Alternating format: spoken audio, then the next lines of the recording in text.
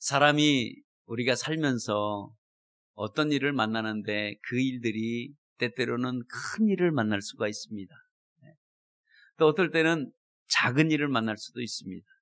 그러나 우리가 삶 가운데 작은 일이 됐든 큰 일이 됐든 이렇게 많이 만나는데 사람들은 거기에 대한 대처 방법들이 어떻게 보면 각양각색일 수도 있습니다. 일률적이지 않죠. 근데 문제는 뭐냐면 큰 일을 만나서 큰 계획을 세우는데 이 큰 일이 상대방이 볼 때는 작은 일로 여기는 거예요. 또 내가 볼 때는 이 일이 굉장히 작은 일이라고 생각하는데 상대방들은 이 일이 굉장히 큰 일이라고 여겨질 때가 있습니다. 그래서 거기에서 우리가 일어나는 차이가 있는데 그게 바로 생각의 차이입니다. 이 생각의 차이는 분명히 큰 일은 큰 일로 여겨줘야 되는데 큰 일로 여겨주지 않고 작은 일은 작은 일이라고 여겨줘야 되는데 이 작은 일을 작은 일로 여겨주지 않는 거예요. 그러니까 마치 큰 일을 작은 일처럼 작은 일을 큰 일처럼 여겨주는 그 한 가지 차이점은 저 사람과 나와의 생각의 차이가 다르기 때문에 그렇습니다. 나이아가라에서 어떤 사람이 그 폭포를 보러 갔는데 너무 장엄한 거예요. 그래서 여기 구경하고 저기 구경하고 다니다 보니까 목이 너무 말랐습니다. 그래서 목이 너무 말라서 어떻게 할까? 그래서 그 나이아가라에서 흐르는 그 물을 보니까 물이 너무나 깨끗하고 맑은 거예요. 막 생각하기에 1급수가 되는 것처럼 느껴져가지고 거기서 손을 물을 떠서 벌컥벌컥 마시게 했습니다. 물을 다 마셔놓고 탁 일어서서 나오려고 하는데 아니 푯말이 붙었는데 어떻게 붙었나 한번 잠깐만 넘겨주시죠. 잠깐만 넘겨주세요. 이게 포이즌 이렇게 써 있는 거예요. 다시 앞으로 넘겨주시고요. 포이즌이라고 썼기 때문에 아니 이 사람이 물을 마시고 난 다음에 뭘 생각했냐면 내가 독국물을 마셨나? 이런 생각이 드는 거예요. 독국물을 마셨다고 생각을 하니까 어떻게 생각하냐면 배가 아프기 시작했습니다. 배가 아프고 조금 후에는 복통이 일어나는 것 같고 이제 창자가 꼬이는 것 같았고 창자가 녹아내리는 것 같았습니다. 왜냐하면 본인 생각은 독국물을 마셨다고 생각했기 때문에 그렇습니다. 먹지 말아야 할 물을 내가 먹었구나 해갖고 거기서부터 너무나 아파가지고 이 고통과 괴로움을 호소하는 순간에 이제 앰뷸런스가 와서 이 사람을 실어 갔습니다. 그래서 병원 응급실에 들어갔는데 의사가 물어봤습니다. 어떻게 됐습니까? 라고 물어보니까 이 환자가 대답했습니다. 나는 독국물을 마셨습니다. 먹지 못한 독을 마셔서 이 창자가 다 지금 녹아내리고 있습니다. 무슨 독국물을 마셨는데 그랬습니까? 어떤 걸 마셨습니까? 라고 했더니 자초지종을 얘기했습니다. 내가 나이아가라에서 먹었는데 포이즌을 먹었습니다. 그러니까 의사가 거기다가 깔깔대고 막 웃더니 아이고 걱정하지 마십시오. 깨끗하게 났습니다. 아니 무슨 깨끗하게 나다뇨? 내가 분명히 포이즌이라는 푯말을 봤는데 라고 하니까 의사가 막 웃으면서 얘기했습니다. 아이고 맞아요. 영어로는 포이즌이 독국물인데 프랑스어는 낚시 금지입니다. 그러니까 이게 낚시 금지라고 되어 있으니까 뭐 걱정하지 말고 가십시오 라고 하니까 정말 아니 조금 전까지만 해도 너무나 배가 아파서 견딜 수 없었는데 아니 배가 시친 듯이 나은 거예요. 아니 아프지가 않는 거예요. 이게 뭘까요? 생각의 차이입니다. 이 생각의 차이가 신앙생활하면서도 우리의 신앙을 처음으로 성공하게 만들고 실패하게 만드는 것도 생각의 차이가 많이 있습니다. 그래서 우리가 이 생각의 차이가 우리가 신앙생활하면서 아주 중요합니다. 그래서 우리가 어떻게 해야 되느냐? 이 생각은 내 생각이 아닌지 주님의 생각은 어떠한지 여러분 물어보고 결정하는 것이 가장 좋습니다. 때때로 내 생각대로 했다가 결과가 엉뚱하게 나오면 참 얼마나 후회할지 몰라요.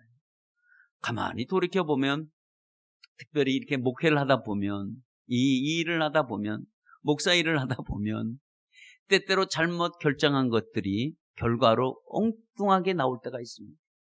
그러면 그 결과가 어떻게 되느냐? 그냥 결과가 엉뚱하게 나오고 잘못 나온 걸로 끝나면 좋은데 이게 목회하면서요. 계속 생각이 나는 거예요. 그때 내가 이러한 결정을 했었습니다. 내가 좀 더 그때 이런 결정을 했었으면 이렇게까지는 안 됐을 텐데.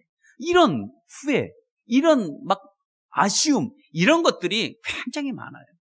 그런데 또 한편으로는 어떤 일을 결정할 때 주님께 반드시 물어보고 결정을 하면 그 일이 설상 잘못됐다고 할지라도 후회가 되지 않습니다. 정말 그 일은 후회가 안 돼요. 그 일이 잘 될지 안 될지는 몰라요. 그러나 주님께 여쭤보는 거죠. 주님께 여쭤봐서 그것이 내 생각대로 내 계획대로 되지 않았다고 할지라도 거기에 대한 후회는 없습니다. 거기에 대한 아쉬움도 없습니다. 왜? 이게 내 생각대로 한 것이 아니라 주님께 생각을 물어보고 결정했기 때문에 주님이 하시겠지. 주님이 이 결과를 이렇게 갖고 왔겠지. 여기에는 이렇게 온 결과는 나에게 뭔가는 분명한 사인이 있었겠지라고 생각해 보면 하나도 후회할 게 없습니다.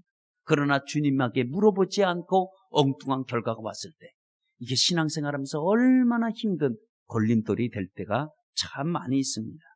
아무튼 우리가 잘못된 생각을 가지고 우리가 생각의 차이가 분명히 다른데도 불구하고 우리가 신앙생활을 그냥 잘못하면 후회가 될 때가 많이 있다는 것을 여러분 아시고 어떤 결정을 내릴 때는 주님께 반드시 물어보고 결정 내리시는 여러분 되시기를 바랍니다. 오늘 여기 성경에 우리가 소개했던 느헤미야라는 이 사람은 지금 큰 일을 만났습니다.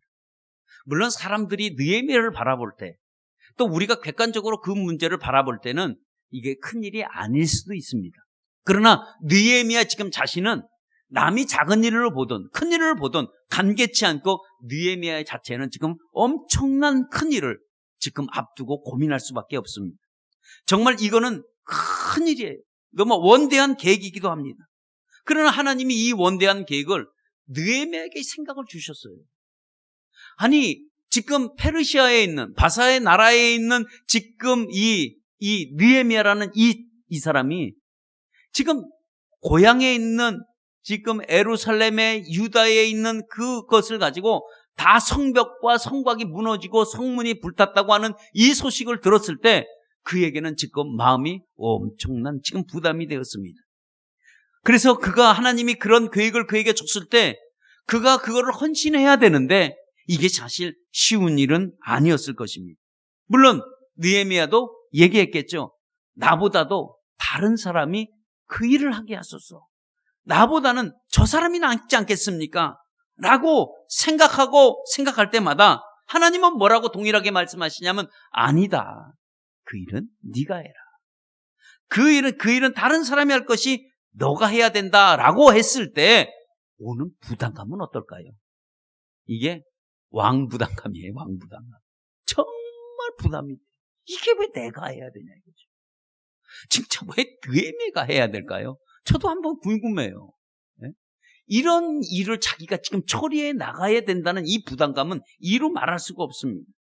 무너진 성벽을 자기가 세워야 되고 다 허물어진 그 성벽을 자기가 자기 손으로 건축해야 된다고 할 때 이게 얼마나 힘든 결정이었는지 그거는 정말 당한 당사자만 아마 알 수 있을 거예요. 그러나 그것을 뒤에서 보는 사람, 그것을 앞에서 보는 사람, 그것을 옆에서 보는 사람은 그 일이 아무 일이 아니겠지라고 느낄 수는 있겠지만 그러나 정작 이 느헤미야에게는 지금 엄청난 큰일이기도 합니다. 아무튼 그 일을 그가 마음속에 두고 그래 내가 이걸 해야 되겠다라고 결단을 했습니다. 사실 느헤미야는 포로로 끌려왔어요. 그러나 그 나라에서 지금 정말 성공을 이룬 일인자라고 얘기를 할 수도 있습니다. 왜냐하면 술 맡은 환관장을 지닐 정도면 정말 비서실장 내지는 경호실장 자리에까지 올라왔다면 정말 성공한 사람이겠죠. 그러나 그가 결단을 이제 선택을 했습니다. 이제 내가 이 일을 하겠다. 내가 이 일을 한번 해보겠다 하고 마음을 먹고 난 뒤로는 그에게는 늘 기도가 뒤따를 수밖에 없겠죠. 그러나 좀처럼 기회가 나지 않았습니다. 이걸 어떻게 해야지만이 어떻게 이걸 숙제를 풀어가야 될지 어떻게 이걸 해법이 무엇인지 사실 방법이 없습니다. 왜냐하면 느헤미야가 혼자 가서 그 무너진 예루살렘의 성벽을 쌓는다는 문제는 정말 엄청난 일이었기 때문에 그렇습니다.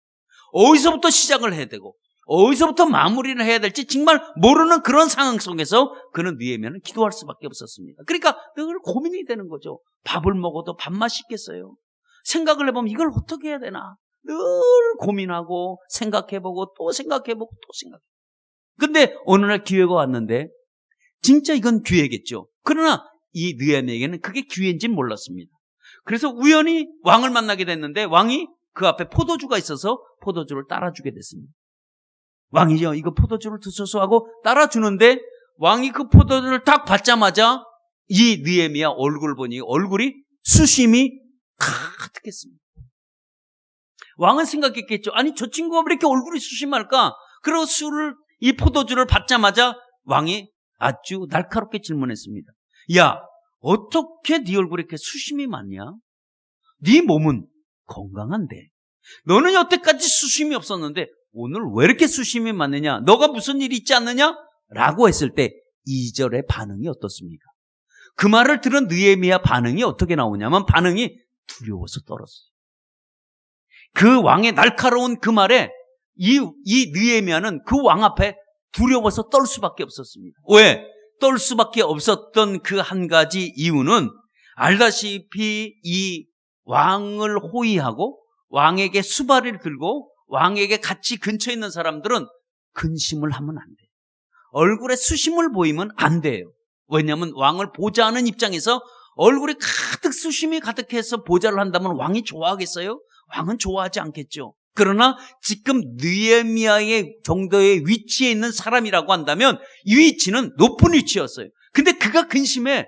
그가 수심이 가득해요. 그 한 가지 이유는 뭘까요? 그것은 다른 게 아니라 예를 들어서 구테타를 일으킨다든가 아니면 왕을 살해할 목적을 갖고 있다든가 아니면 반란을 일으킨다든가 이랬을 때에 수심이 가득하지 늘 얼굴이 화사하게 빛났던 자가 오늘 막 수심이 가득한 걸 보면 도대체 이게 무슨 일인가 하고 날카롭게 질문하고 두려워서 떨었다는 이유는 이제는 왕의 처분을 기다릴 수밖에 없는 거예요. 왜냐하면 이 수발을 드는 왕의 옆에 수종을 모든 드는 사람들은 수심이 가득하면 안 되기 때문에 그렇습니다. 그러니까 크게 두려워할 수밖에 없습니다. 그의 직책은 왕을 보호하는 직책이에요. 왕을 잘 이렇게 관심을 갖고 잘 이렇게 인도해야 되는 그 위치에 서 있기 때문에 그렇습니다. 아무튼 왕을 즐겁게 하고 왕을 평안하게 해줘야 되고 수심이 가득하면 안 되는데 오히려 이렇게 왕의 지금 눈에 나버리고 말았습니다. 그래서 느헤미야가 이렇게 노엽게 왕을 만들면 모든 것이 지금 끝장나는 그런 상태입니다. 그래서 느헤미야는 사실 이 두렵고 떨리는 마음으로 그대로 솔직하게 얘기합니다. 왜? 자기는 지금 구테타를 일으키는 것도 아니요 왕을 지금 살해할 목적도 아니요 그런 것이 아니고 내가 지금 얼굴에 수심한 이유는 단 한 가지입니다 하고 그대로 솔직하게 이유를 밝히는데 그것이 내 나라와 내 민족은 아닙니다. 사실은 자기 나라 자기 민족을 위해서 그런 거거든요.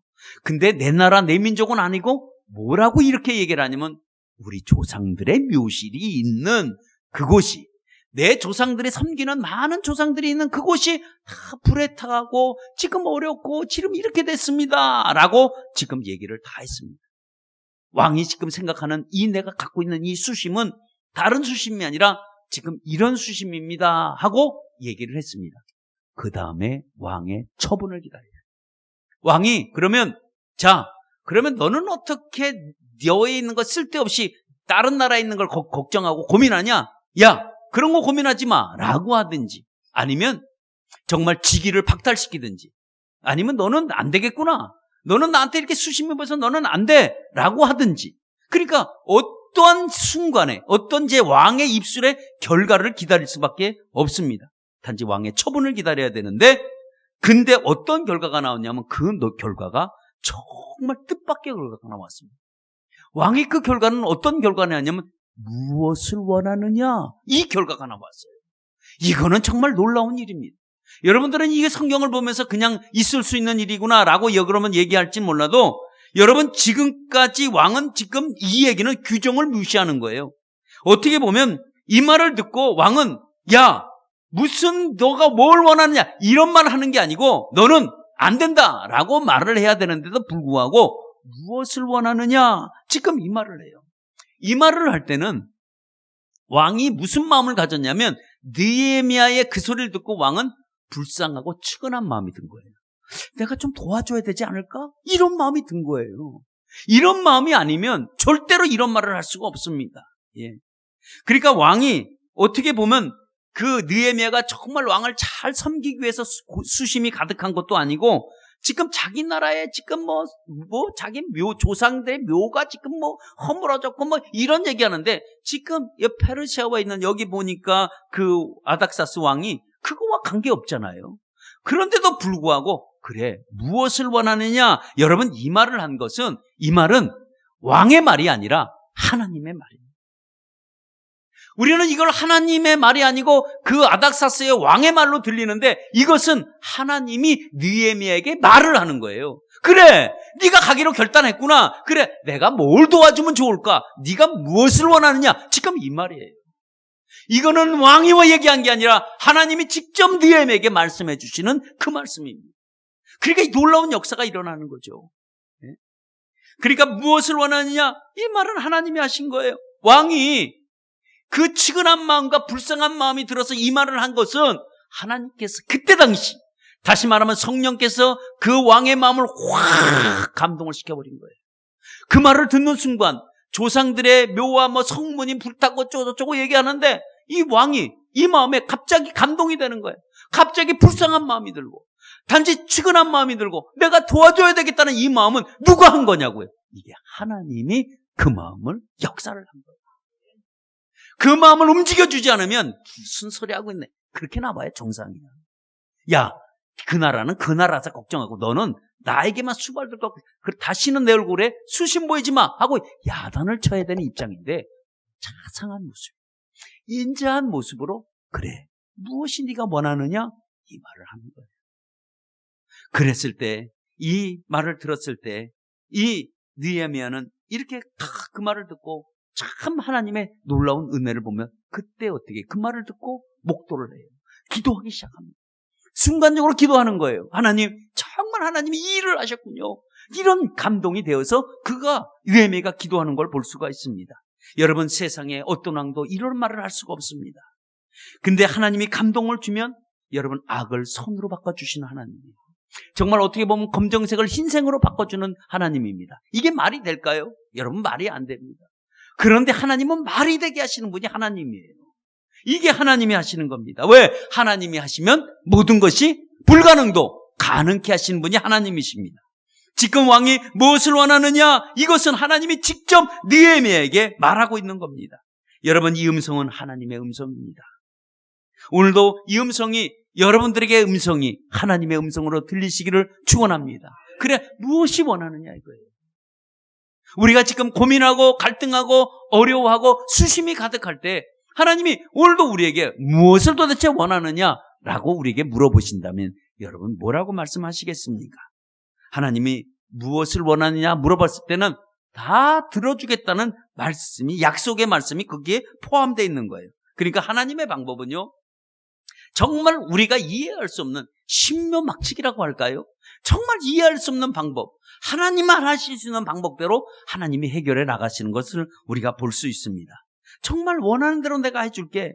그러니까 참 놀라운 일들은 그 다음에 일어나는데, 하나님의 음성을 들은 느헤미야는 어떤 걸 요구하기 시작하면 엄청난 걸 요구합니다. 진짜 이게 말이 안 되는 걸 요구하고 있는데, 어떤 걸 요구하냐면 나를 이스라엘의 나라로 돌아가게 해달라는 거예요. 거기 가서 내가 성전을 다 건축할 수 있게끔 해달라는 조건을 합니다. 그때 왕이 오케이, 그래, 사인 떨어졌어, 내가 그렇게 해줄게 라고 하니까, 두 번째는 뭐냐고 하면 그 지역에 사는 총독들에게 그들에게 내려서 조서를 내려달래. 그리고 나에게 임명장을 줘서 내가 그 나라를 들어갈 때 국빈 대사의 자격으로 들어가게 해달라는 거예요. 그러니까 내가, 느헤미야가 혼자서, 왕이 그래 너 가라 라고 하면 느헤미야가 혼자서 유다와 예루살렘에 들어왔을 때 누가 인정해 주겠어요? 아무도 그를 인정해 주지 않으면 어떻게 하겠어요? 혼자 무슨 건축을 할 수 있나요? 못해요. 그런데 오늘 왕에게 요구하는 거 보세요. 뭐라고 요구하냐면 그 총독들에게 조서를 내려달라는 거예요. 내가 누구냐? 나는 그것을 다 책임지고 갈 수 있는 국빈 대사 자격증을 나한테 달라는 거예요. 그러면 내가 가겠다는 거예요. 그걸 요구하고요. 또 요구하는 게 뭐냐면, 살림 감독자 아사에게 그에게 말을 해서 내가 그쪽에 들어가서 이 성문을 건축할 때 건축의 모든 재료들을 다 공급해달라는 거예요. 돈 한 푼 없이 다 공급해달라고 요구하고 있습니다. 또 그것뿐이 아니에요. 군대 장관에게 지시해서 군사들을 보내서 나를 동행해달라는 거예요. 병마를 타고, 그리고 이렇게 쫙 입성할 수 있게끔 나를 만들어달라는 거예요. 여러분, 이러한 요구는 엄청난 요구입니다. 이게 지금 왕 앞에서 수심이 가득한 채를 갖다가 지금 담대하게 다 요구하는 거예요. 이거 다 해달라는 거예요. 이러면 내가 가게. 지금 왕이 필요해서 보내고 싶어 보내는 게 아니거든요. 왕은 지금 관계가 없어요. 그런데 불구하고 왕이 그걸 다 허락해 주는 걸 볼 수 있습니다. 그리고 왕이 언제 물어보냐면, 그러면 갔다가 언제 올래? 이 말만 물어보는 거예요. 그러면서 그가 가는 걸 보는 걸 볼 수 있습니다. 여러분, 이것은 인간의 힘으로는 안 되는 거예요. 이게 인간의 힘으로 가능합니까? 여러분, 가능하지 않습니다. 여러분, 불가능한 일입니다. 이건 안 되는 일이에요. 근데 하나님이 해주시니까 이 일을 가능케 하시는 걸 볼 수 있습니다. 하나님은 일을 되게 하시지 일을 안 되게 하시는 분은 아닙니다. 오늘도 그런 신실하신 하나님을 믿으시길 축원합니다. 하나님은 느헤미야에게 그날 수심을 준 거예요. 얼굴에 수심을 가다가 며칠 전서부터 얼굴을 구겨진 이상으로 만들게 하시고, 그리고 구겨진 이상을 피지 못하고, 왜? 그리고 왕 앞에 나가서 왕에게 포도주를 따를 때, 그러니까 하나님이 포도주를 따를 때도 자리를 만들어 주시고, 때가 되니까.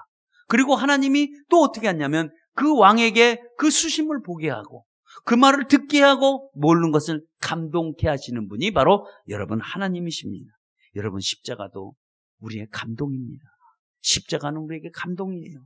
왜냐하면 왜 감동이냐? 이 세상을 바라보면 수심과 근심이 가득한 세상이었습니다. 한 번도 얼굴을 피지 못한 세상이었습니다. 항상 고민을 안고 살아가고 항상 얼굴에 수심이 가득할 수밖에 없는 이 모든 백성들을 향해서 십자가가 이 땅에 온 거예요. 모든 수심과 모든 근심과 모든 걱정을 해결해 주기 위해서 예수 그리스도가 이 땅에 오셨어요. 그래서 십자가로는 통해서 우리를 다 근심과 우리가 갖고 있는 수심을 다 해결해 주셨습니다. 그래서 십자가는 감동이에요. 한번 여러분 백화점 한번 가보신 분들은 한번 다음부터는 유심히 한번 살펴보시고, 한번 가보신 분들은 한번 잘 기억해 보세요. 그 백화점에는 엘리베이터가 있습니다. 엘리베이터는 사람들이 많이 탑니다. 층수마다 씁니다.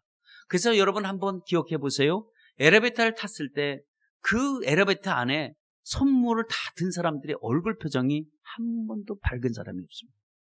왜 그 좋은 선물을 샀는데도 불구하고 왜 수심이 가득할까요? 이 땅은 이럴 수밖에 없습니다.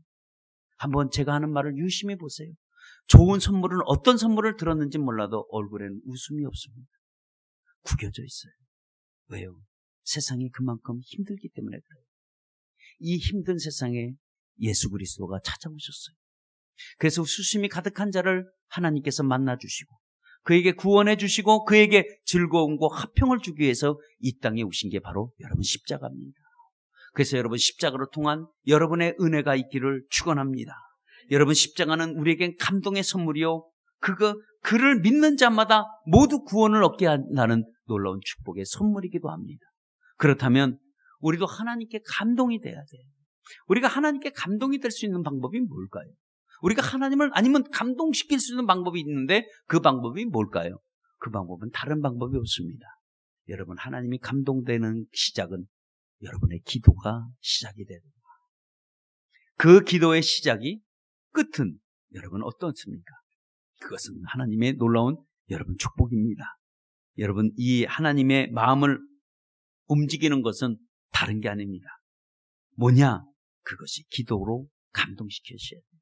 그래서 기도는 감동입니다. 한번 따라해 보겠습니다. 기도는 감동이다. 누구에게 감동을 시키는 거냐? 하나님께 감동을 시키는 겁니다. 오늘 1장 11절에 우리가 읽지 않았지만 2장 1절 바로 앞에 11절인데 그 11절에 보면 뭐라고 소개하냐면 내가 하나님 앞에 은혜를 입게 하소서라는 말을 합니다. 하나님께 은혜를 입게다는 거예요. 여러분, 이 은혜는 뭘까요? 이 은혜는 감동입니다. 이 감동인데 감동이 되어진다고 한다면, 감동을 만들어갈 수 있다면, 여러분 이 감동이 이 역사할 수 있도록 만든다면 그것이 바로 시작이 뭐부터 했다고요? 기도부터 시작을 했다는 겁니다. 여러분, 세상에 성공과 출세는 어떤 방법이 있느냐? 세상과 출세의 방법은 얼마나 그 사람이 어떻게 하느냐에 따라서 그 사람의 성공과 여러분 실패가 있다고 합니다. 다시 말하면 성공에는 반드시 뭐가 있어야 되냐? 이 성공하는 사람들 보면 인간관계를 잘 맺어요. 인간관계. 그러니까 이 성공한 사람들은 보면 주변에 다 인간관계가 결국은 독이 없고 다 인간관계 잘 맺어진 사람들이 보면 성공도 하게 되어 있습니다. 그러나 만나는 사람마다 인간관계가 맺을 수 없는 그 사람들은 절대 성공할 수가 없습니다. 일순간의 성공은 가능하지만 지속되지는 않습니다. 그러니까 우리가 이 세상에서 볼 때 성공 잘하는 사람들의 그 백그라운드를 이렇게 보면 그 백그라운드가 다 릴레이션십이 아주 좋다는 거예요. 별 부딪힘이 없이 이렇게 간다는 거예요. 어느 정도까지는 그런 게 딱 유지가 됩니다. 그래서 우리가 세상에 보면 이런 관계, 이런 릴레이션십도 이게 좋아야지만이 이게 그 사람의 성공 여부도 만들어주는데 여러분 신앙 안에서도 마찬가지입니다. 여러분 신앙 안에서도 하나님과의 나와의 관계에서도 여러분 이 하나님과 관계가 내가 불편하다면 이 하나님이 감동되어지지가 않습니다. 그러니까 이 관계가 잘 맺어져야 돼요. 그래서 여러분 우리의 신앙의 성공 여부도 내가 하나님과 관계를 어떻게 맺고 있느냐에 따라서 거기도 많이 좌우됩니다. 그러니까 실패 없는 완전한 성공 방법은 하나님과 나와의 관계 형성을 잘 맺으시는 여러분 되시기를 바랍니다. 그것이 무엇부터 시작해야 되냐? 기도로부터 시작이 돼야 된다는 거예요. 하나님과 나와 관계를 잘 맺으면 하나님은 감동이 될 수밖에 없습니다. 여러분 근데 기도가 없다는 것은 하나님과 나와의 관계를 끊고자 한 거랑 똑같은 거예요. 왜냐하면 하나님이 그때는 내게 뭘것 주고자 해도 내가 지금 들을 수 있는 귀가 없어요. 내가 들을 수 있는 하트가 마음이 없어요. 왜? 기도하지 않고 살아가니까 하나님과의 릴레이션십을 그러니까 하나님과 나와의 관계를 딱 이게 벽을 쌓아놓고 살아가니까 하나님이 어떻게 역사를 한다고 해도 내가 들을 수 있는 귀가 없어요. 그냥 나의 내 생각만 가지고 할 수밖에 없습니다. 이게 이렇게 되어지면 여러분 아무 은혜가 되지는 않습니다. 왜냐하면 우리가 한번 생각해 보세요. 출가한 자녀들 다 이게 출가 안 하신 분들도 많은데 이제 출가해 보면 압니다. 그래서 출가한 자녀들이요, 이게 전화가 오는 거예요. 아니 이제 멀리 떨어져 있는 자녀도 포함됩니다. 딱 떨어졌는데, 어머니 아침은 드셨어요? 뭘 먹었어요? 뭐 이렇게 얘기해 주면 여러분 기분이 좋습니까? 나쁩니까? 야 바쁜데 왜 전화질이야? 그러고 탁 끊어. 이럴 쓰는 부모는 아무도 없을 거야. 그럼 전화하면 기뻐. 아이고 그래 너도 밥 먹었니? 뭐 이래요. 아무 일도 없지만 이렇게 전화를 해주고 안부 전화 묻고 이런 얘기 저런 얘기 하다가 하면 얼마나 부모가 좋아요. 그런데 전화 한 통화 없는 거야. 이게 뭐 1년이 가도 전화 한 통이 없다고 한번 생각해 보세요. 마음이 어때요? 근데 그런 자녀들이 전화를 해줘봐. 마음이 기뻐요. 그렇죠? 하나님도 마찬가지입니다. 우리가 대화 없이 살다가 우리가 하나님 앞에 자꾸 대화하자고 갈 때 하나님 기뻐하시는 거예요. 그러니까 하나님이 감동될 수밖에 없어요. 하나님이 감동이 되어지면 역사는 순식간에 일어납니다. 여러분 이런 하나님의 감동되시기를 축원합니다. 그래서 중국 선교를 아주 성공적으로 마친 선교사가 계신데 그분이 바로 허드슨 테일러라는 사람입니다. 이 사람은 중국 선교를 정말 마치고 어떻게 보면 성공적으로 마친 사람 중에 한 사람입니다. 그래서 기자들이 당신의 미션, 당신의 그 선교의 비결은 무엇입니까? 라고 물어봤을 때 허드슨 테일러가 딱 한마디 얘기했는데 뭐라고 얘기했냐면 나는 기도로 사람의 마음을 움직였습니다. 이런 말을 했습니다. 그러니까 중국 선교는 사람의 마음을 움직일 수 있도록 자기는 기도만 했을 뿐이라는 거예요. 이게 선교의 성공의 열매를 가져왔습니다. 그러니까 그의 감동의 비결은 다른 게 없었습니다. 하나님께 기도로 감동시켰다는 그 얘기를 합니다. 여러분 그렇다면 우리가 이 하나님이 물론 이 우리가 기도를 통해서 하나님이 감동도 되시지만 사실 이 기도는 쉬운 문제는 아닙니다. 그러면 이 기도는 어떤 거냐? 사실 기도는 나와의 싸움이기도 합니다. 이 싸움에서 여러분 지면은 안 되는 거예요. 기도는 싸움이에요. 어떻게 싸움이냐? 기다리는 싸움이라는 거예요. 기도했다면 우린 좀 기다려야 돼요. 누구든지 기도는 다 합니다. 그렇죠? 여기 기도 안 하는 사람 어디 있겠어요? 다 기도해요. 근데 어떤 사람은 응답을 받고 어떤 사람은 응답을 받지 않는 사람이 있어요. 그러면 응답 받은 사람과 응답 받지 못한 사람은 도대체 무슨 차이가 날까요? 그것은 다른 차이가 없습니다. 끈끈히 정말 인내를 가지고 기다리는 사람은 응답을 받아요. 그러나 기도해놓고 기다리지 못하고 포기해버리면 응답이 왔는데도 그걸 잊어먹고 지나갈 때가 참 많이 있습니다. 그러니까 응답의 차이는 기다리느냐 못 기다리느냐 이 차이점입니다. 오늘도 느헤미야라는 이 사람은 이 하나님 앞에 이 미션을 듣고 이런 사명을 듣고 그는 기도하기 시작했습니다. 근데 기도했다가 그가 바로 나간 것이 아니라는 거예요. 그는 기다렸습니다. 어떻게 기다렸냐? 즉각적으로 왕 앞에 나가지 않고 여기 1장 우리가 느헤미야 1장 1절에 보니까 기스르월이라고 나옵니다. 예? 기스르월이라고 나오고 응답은 언제 받았냐? 니산월에 응답을 받았습니다. 그러니까 다시 말하면 1월 달에 기도를 시작했는데 응답은 4월 달에 응답을 받은 거예요. 그러니까 얼마나 걸렸죠? 몇 개월이 걸렸습니다. 우리는 응답이 없으면 얼마나 답답해하는지 모릅니다.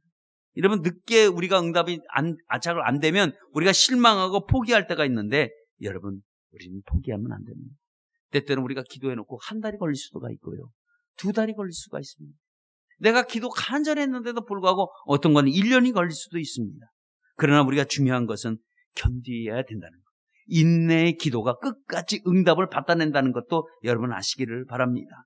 기도는 그래서 나와의 싸움이에요. 기다림의 싸움입니다.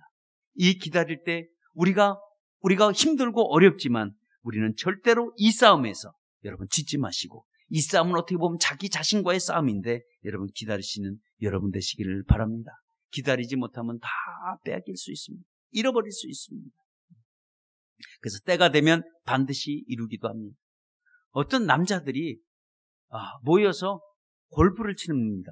근데 골프를 치는데 사람들이 날씨가 막 비가 부슬부슬 내리니까 아무도 골프를 안 쳐요. 근데 여기 있는 남자들은 막 비가 나쁜 일개도 이런 날씨인데 막 바람이 부는데도 불구하고 골프를 치는 거예요. 아무 사람이 없는데. 근데 골프를 치는데 가만히 보니까 이 사람들이요 규정을 제대로 따지고 하는 거예요.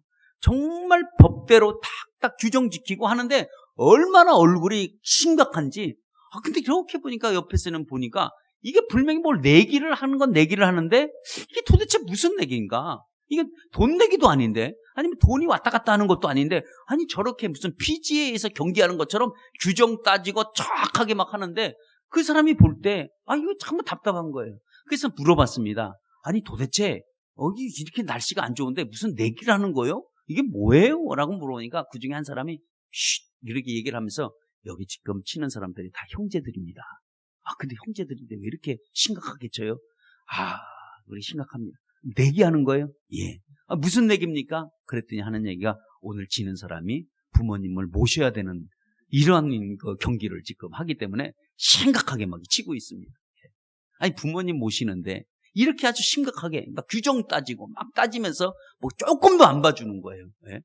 왜? 지는 사람이 부모님을 모셔야 되니까. 요즘 세상이 그렇습니다. 근데 우리가 한번 생각해 보시길 바랍니다. 우리가 하나님 앞에 기도하는 사람들은 다 감동이 됩니다. 이 골프 치는 네 사람은 아무도 기도하지 않는 사람 같아요. 기도했다면 그렇지 않을 거겠죠. 왜냐하면 하나님이 우리가 엎드리고 기도할 때마다 여러분 감동됩니다. 결국 하나님이 말씀합니다. 기도의 사람을 하나님이 뭐라고 자랑시키냐면 오늘도 기도하는 사람을 흥하는 사람이다 라고 오늘 얘기합니다. 오늘 10절에 보니까 이 기도의 결과를 내준 사람이 결론적으로 뭐라고 소개하냐면 그는 흥황하는 축복을 지닌 사람이라고 소개하고 있습니다. 여러분 기도했는데 왜 안 되냐고요? 조금만 여러분 기다리시기를 축원합니다. 아니면 하나님을 감동시키려고 빨리 감동시키려고 하신다면 여러분의 기도의 내용을 좀 바꾸셔야 돼요. 어떻게 기도의 내용을 바꿔야 하나님이 금방 감동될까? 내가 하겠습니다. 내가 그 일을 감당하겠습니다. 하나님 나를 사용하여 주소서. 이럴 때 하나님이 금방 여러분 감동됩니다. 여러분 주님이 뭐라고 하시던 내가 그 일을 하겠습니다 라고 여러분 한다면 이 기도가 흥황케 하는 기도가 여러분 되어집니다. 하나님과 나 사이에 어떤 것이 축복을 만드는 것이 뭐냐? 그것이 바로 단기안입니다. 10절에 보니까 느헤미야가 하나님이 그 기도에서 얻어진 결과로 많은 사람들이 그를 부르기로 흥황하는 사람이 온다라는 거예요. 흥황이 뭐예요? 잘 되는 거예요. 축복입니다. 엄청난 복을 받는 사람과 흥황이라고 얘기합니다. 그러니까 어떻게 보면 우리는 돈벼락을 맞은 사람, 뭐 이렇게 갑자기 부를 이룬 사람, 이런 사람들을 흥황케 하는 사람이라고 얘기하기도 하는데, 아무튼 그 사람을 통해서 많은 복이 전해지는 시너지 효과처럼, 이렇게 나비 효과처럼 전해지는 그 복이 있는 사람을 흥하는 사람이라고 얘기합니다. 바로 여러분, 기도하는 사람들이 갖는 축복입니다. 기도하는 사람이 가질 수 있는 능력입니다. 이건 기도할 수 있는 사람만이 가지고 있는 자랑입니다. 이건 기도한 사람들이 갖고 있는 칭찬과 같습니다. 여러분, 이런 기도하는 사람은 영성과 이런 능력이 여러분 따르는 줄 믿습니다. 여러분, 우리가 큰 일이 됐든 작은 일이 됐든 어떤 일이 됐든 우리가 이 일을 성공적으로 여러분 이끌어 가신다면 여러분 일단 하나님 앞에 기도하고 나가시는 여러분 되시기를 바랍니다. 할 수 없다고 하지 마시고, 할 수 없으면 처음부터 할 수 없는 거예요. 왜? 할 수 없다고 얘기할 때는 이미 내가 실패라는 것을 가지고 이미 시작했기 때문에 아무것도 이룰 수가 없습니다. 그러니까 할 수 없다고 하는 사람은 안 돼요. 성공을 보장할 수가 없습니다. 그러나 그러나 우리가 하나님께 내가 기도하고 하나님이 그 일을 하시도록 여러분 나간다고 한다면 여러분들에게 놀라운 역사를 보게 될 줄 믿습니다. 여러분 한번 따라해 보세요. 우리에게는 불가능이 없다. 여러분, 하나님이 우리에게 가능케 하시는 분이 여러분 하나님이십니다. 그러니까 여러분, 사실 기도의 응답은요, 내 힘이 아니잖아요. 또 기도의 응답은 사실 내 능력도 아니잖아요. 그렇잖아요. 우린 그걸 인정하고 가야 돼요. 그러면 이 기도의 응답이 내 재주였을까요? 아니잖아요. 그러면 이 기도의 응답이 떨어질 때 나의 경험이 많아서 그랬겠을까요? 사실 그거는 관계가 없습니다. 그렇잖아요. 그러면 이 기도의 응답은 내 힘도 아니고 내 재주도 아니고 내 운수도 아니고 뭐 내 능력도 아니라고 한다면 누구로부터 오는 걸까? 모두 하나님이 우리에게 힘 주시고 하나님이 우리에게 능력 주시고 하나님이 오늘도 우리에게 은혜도 주시고 하나님이 오늘도 우리에게 축복해 주시는 거예요. 그게 누가 받느냐? 기도하는 자가 받을 수 있다는 겁니다. 여러분, 기도는 자신의 희생이 들어가기 때문에 그래요. 희생 없는 기도는 사실 무미건조합니다. 그러나 기도는 우리가 희생이 들어가. 없는 시간을 내서 와야지. 자기가 바쁜데도 불구하고 또 시간을 내야지. 또 아무튼 하나님과 만남의 그 기도의 시간이 이거를 자기 삶 가운데 시간을 낸다는 것 이 자체가 여러분 희생입니다. 그 희생이기도 하고 또 엎드려서 이 기도한다는 것 여러분 이게 쉬운 문제는 아닙니다. 그러니까 이런 희생과 수고가 들어가야 돼요. 이런 희생과 수고가 들어가지 않는 기도는 별 감동의 역사가 없습니다. 그러나 희생이 들어간 기도는 반드시 여러분 감동이 여러분 됩니다. 여러분 하나님의 앞에 말씀드립니다. 감동이 되어지기만 한다면 여러분 내 삶 가운데 역사는 일어나게 되어 있습니다. 여러분 내 기도의 한마디에 감동이 하나님이 되어진다고 한다면 우리 자녀들 여러분 걱정하지 않으셔도 돼요. 여러분 여러분의 사업 걱정하지 마세요. 하나님이 감동이 안 돼서 그래. 하나님의 감동만 되면 내 사업체, 나의 직장, 나의 뭐 어떤 어려운 문제라도 여러분 하나님께 감동이 되면 다 이루어질 줄 믿습니다. 그러니까 우리의 기도가 하나님을 감동시킬 수 있는 기도가 여러분 나가셔야 돼요.